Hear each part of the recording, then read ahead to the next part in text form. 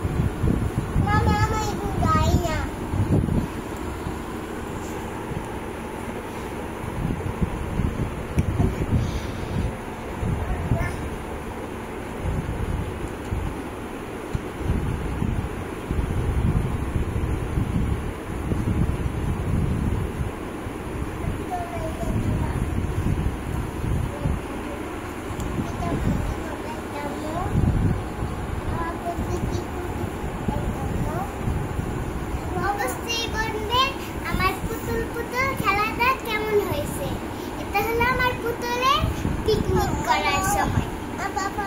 Tata, আল্লাহ হাফেজ, like subscribe. আল্লাহ হাফেজ।